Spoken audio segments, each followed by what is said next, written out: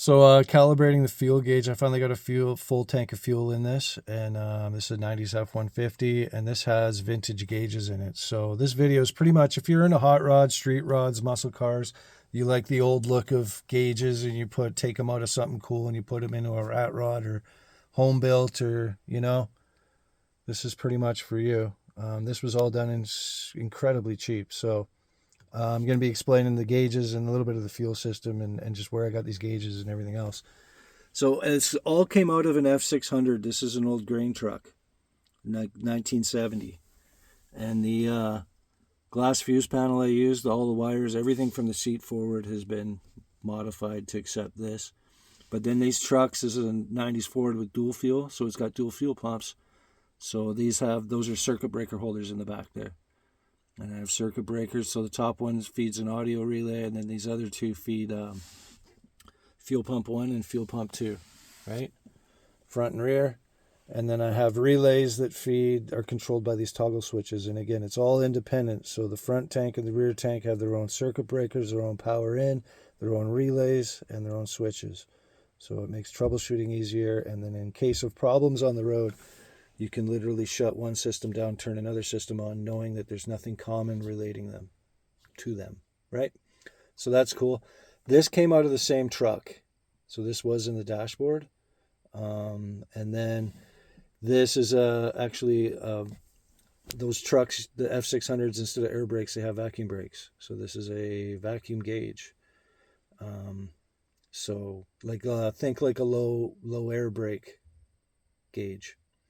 So, but it's vacuum, so I've hooked it up to my manifold. So I have a really cool, really big, really easy to read vacuum gauge. And this is also a Stewart Warner gauge. So Ford, I don't know how and when, or there's probably only so many gauge companies or something, but this is a Ford endorsed Stewart Warner vacuum gauge. If you pull it out and have a look, so that's fucking awesome. And then the red light was an indicator bulb for when you lose vacuum, like a low air brake light, warning light. So I've repurposed that, and I have a 3G alternator that runs off this indicator bulb. So I would say and you can find these F600 gauges in these trucks around. So if you're building a rat rod custom car or anything, and you need gauges, you need all the shit, you can find them on eBay too. So this is the climate control. The old heater, lever operated. I deleted the AC in this truck, and I deleted all the modules and all the stuff. So I used I converted the original 90s heater to accept a 70s cable control system. And like, I have playlists, I have all this stuff. So if you see something, you're like, fuck, I wonder how I did that. I have playlists, and they'll be updated, but everything from gauges to the wiring to the shit. And like I said, I'll eventually bundle it into something more presentable, but I ain't getting paid for this. So I hope, right now, this is just like maybe this helps somebody. These gauges came out of the same truck. It's hard to see. This phone doesn't work. Stupid AI. Gemini took over my phone, and now it sucks for doing this stuff. So you see the gauges, they have a really neat detail in them, and then you can see where I've added steel in on the side to blend it into the plastic and everything. I ran all the switches and everything. So right now what I'm doing is calibrating a fuel gauge.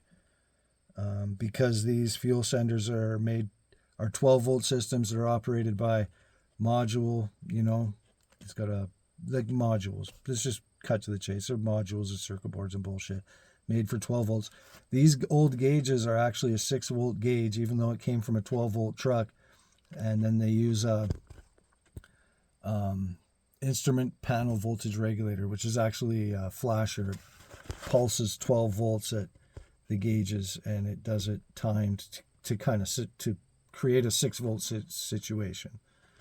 So what I did was I have the instrument panel voltage regulator is running the temperature gauge and the oil pressure gauge, which is kind of nice because when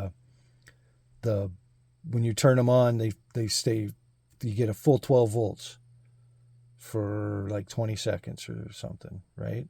And full 12, and then it starts to flash, so that when you start your truck, your oil pressure comes up, and you know what I mean, your gauges all jump up where they should, faster. So, and then that left the fuel gauge. And the problem with the fuel gauge is I'm trying to communicate with 90s style senders, and you know, this was made to run with one fuel tank behind the seat, like a bump side forward. Okay, and then I have dual fuel tanks. So what I did was, well, I'll show you what I did. I put an adjustable voltage regulator on the voltage input side, and I used one of these. This is just an Amazon deal. So the Drock or whatever, you know, there's a part number and stuff. You can look this up. These are cheap on Amazon, and these work really good. Back side of this, there's a plastic. You see the blue plastic, and there's a little brass screw. This is basically a set screw. You turn it out for more voltage and in for less. And I think it's like 24 volts to, I don't know, goes way down. So, but it's exactly what I needed to make this work. So right now, and then I put this switch. This is a 3-way toggle switch that I've put on the ground side, right? And the ground goes out to the senders. So you see what I'm saying? There's 2 terminals going in, voltage in, which is run by this voltage regulator now, and that's where I get my adjustment to calibrate my gauge to make sure that it's in sync with what's in the fuel. And this is the first time I put a full tank of fuel in this truck, so the first time I really get to play with it. The front tank's empty, so right now this is in a neutral position. Okay, and then down, this is our, also we'll go up, this is our front tank, and it's empty. I actually ran out of gas started to sputter and pop and stalled on me on a test drive, so we're out of fuel. It'll jump up a little bit, but so that's pretty good. And then neutral, and this is our rear tank, and you'll see it climbing. And again, because the rear tank is full and the front tank is empty, that way I can play around with my my voltage regulator to make sure everything's set correctly. So it'll take a minute to climb up. While it's climbing up, I had another problem with oil pressure. And what it is this, I bought a new fuel or oil pressure sender, and lo and behold, it didn't work. It's not, whatever it was reading low. And this truck has good oil pressure. Like, you know, that's not the case. So what I actually did was I went out and took the old Ford Motor Company one, the Fomoco. I have Fomoco branding all over shit throughout this truck like you can't imagine. And then I took that sender and put it in place, which I should have done right off the bat. I ran this truck before I stole the parts off of it, so I know that the gauge works. The gauge works, the sender works. You know, all the gauges were working. So I took the known sender that I know works and did my thing.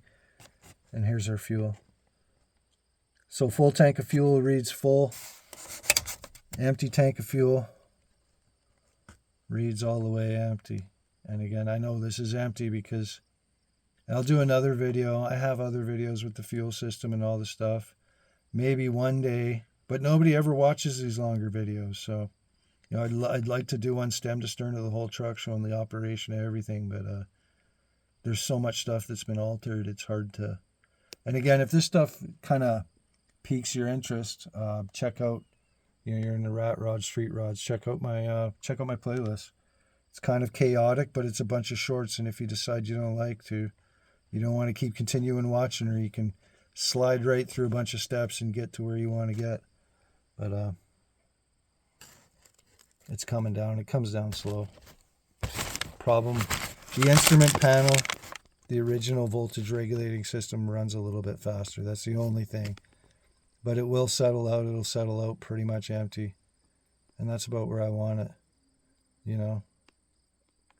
And it just sputtered out because I got fuel pressure regulators and dual fuel lines, and yeah, it's interesting running this out of fuel because it's kind of cool because you can limp it along a little further than you can if you just have a mechanical fuel pump feeding your carb. But yeah, there's all the way empty, and this is neutral. We'll see where it settles out in neutral, because neutral is where the gauge bottoms. So I've got it pretty damn close right now. And again, all I did was fill a tank up, leave one empty, and dialed the voltage regulator up. And then this is, again, on the ground side of things. So I have the ground wire comes in and feeds the neutral terminal. and then from there, each sender gets its destined location. So, yeah, if you like, follow, subscribe, and check out my playlist, man. There's a lot of good stuff in there. Too much good stuff for not getting paid from YouTube or paid from anything, but yeah, man, subscribe. I could use the support. Thanks.